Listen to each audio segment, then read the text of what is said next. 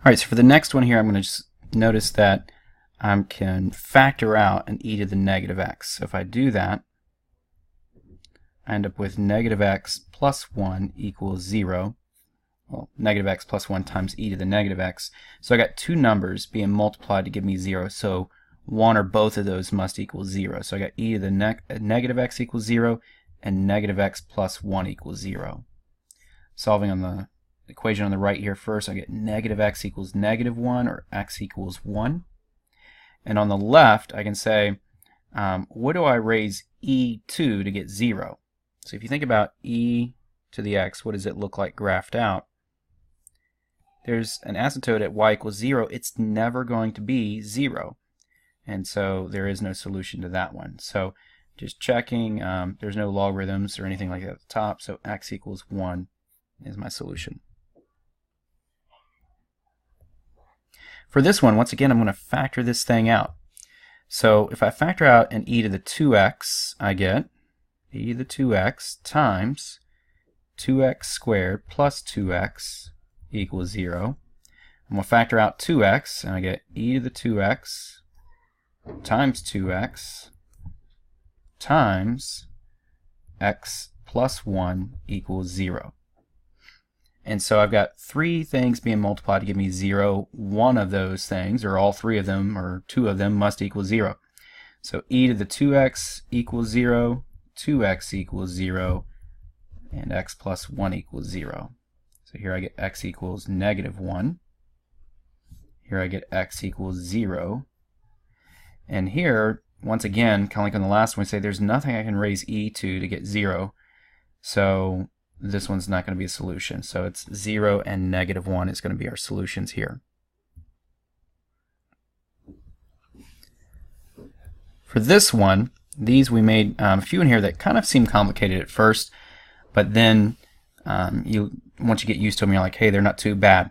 Remember, this is 12 raised to the log base 12. They are inverses to one another. If you look at 12 to the x, it looks something like this, and then the log base 12 is going to be reflected about that line y equals x. Since they're inverses, they undo one another. As a matter of fact, if you just look at this value right here, what is log base 12 raised to the 144 equal to? Log base 12, not raised to, of, log base 12 of 144. What do I raise 12 to get 144? Well, it must be 2, because 12 squared is equal to 144. So everything I've boxed in blue right here is equal to the value of 2. So it's like I can substitute 2 into this right here. If I color that in, I could say, hey, this mess is all 2. So it's like saying 12 squared. What's 12 squared? Oh, 12 squared is 144. So they undo one another. They're inverses. So you don't have to do all that work. You can say, hey, since they're inverses, they undo one another, they cancel each other out, so you're left with just 144 as your answer. Take a look at this one. Notice we got 5 raised to the power of log base 5. We have inverses again. They undo one another. You're left with 17. It's like saying 10 times x divided by 10. Doesn't matter what x is, they're going to cancel out, and you're going to be left with just x there. Once again, we got x plus 1 raised to the power of log base x plus 1. So whatever x is, you're going to get inverses right in here, and you're left over with just 72 as your answer. These seem harder in class, I know, because I mixed these up more. They weren't so much in a row. 3 to the log base 3, they're inverses, so you're left with just 20 there.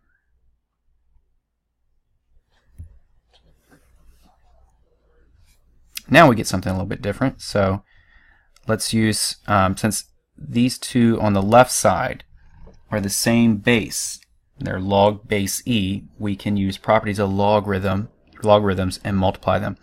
Remember, we don't use the one-to-one property yet because we've got 3 logarithms here. You've got this being added in the middle. You have to combine that first. It is not the same as x plus 7 plus x plus 3 equals 77. That's wrong. Don't make that mistake. So what we want to do is first say this is the natural log of x plus 7 times x plus 3. You multiply because you have the log same base and it's being added in the middle. equals the natural log of 77. So this gives you x squared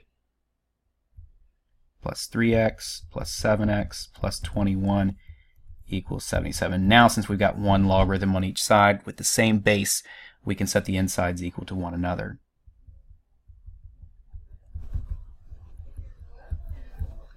And subtract 77 from both sides.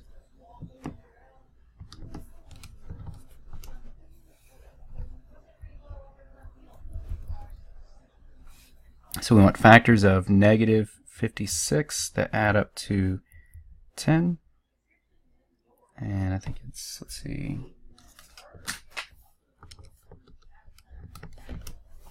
14 and 4,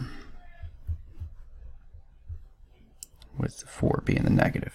So you get x plus 14 times x minus 4. So x equals negative 14 and x equals positive 4. The negative 14 is going to be an issue right here and right here, so he's out because you can't take the natural log of a negative, but the 4 will work, so you get x is equal to 4.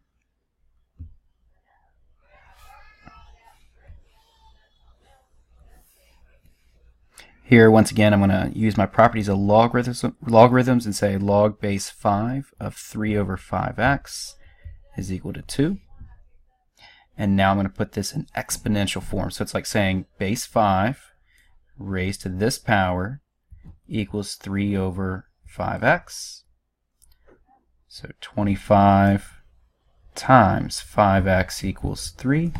I'm just squaring that and multiplying both sides by 5x. So 125x equals 3, or x equals 3 over 125. If I put these in up top, it does not give me a negative, it doesn't give me a 0, so I know that this must be my answer here.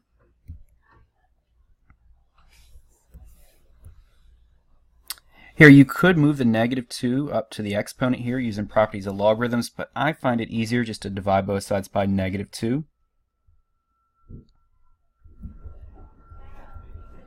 And we get this. Putting this in exponential form, you get 8 to the 4th equals x plus 1. 8 to the 4th is 4,096. And so 4,095 is equal to x.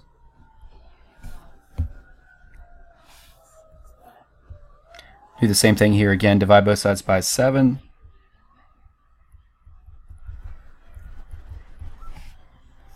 So 9 to the 1st equals x plus 8, or x must equal 1.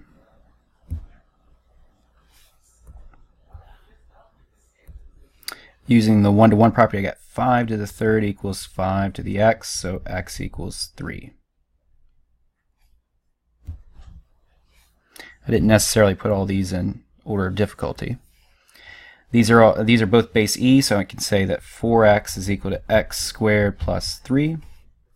So 0 is equal to x squared minus 4x plus 3. And so I want factors of 3 that add up to negative 4.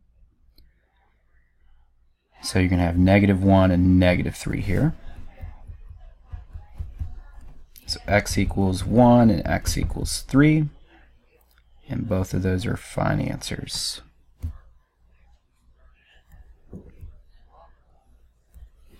Here I'm going to add 3 to both sides, so 2 to the x is equal to 32. And I know that 32 is the same thing as 2 times 16. 16 is the same thing as 4 times 4. And so this is 2, 2, 2, 2. So if you don't recognize 32 as 2 raised to a power, we can see now quickly it's 2 times 2 times 2 times 2 times 2, which is 2 to the 5th. So 2 to the x equals 2 to the 5th, so x equals 5.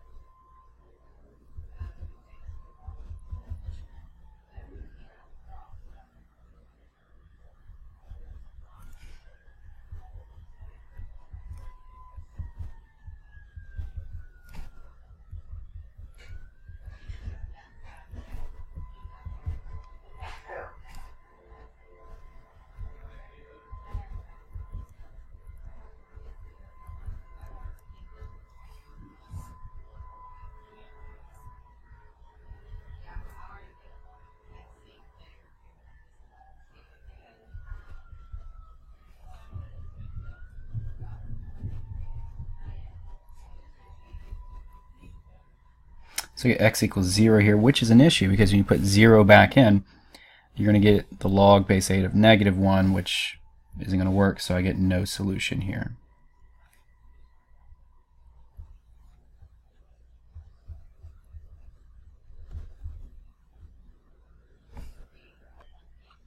Alright, and that takes us to the end of our problems there. So hopefully through these 4 videos I was able to help you out some. Let me know if you have any more questions in class, and I'll see you tomorrow at school.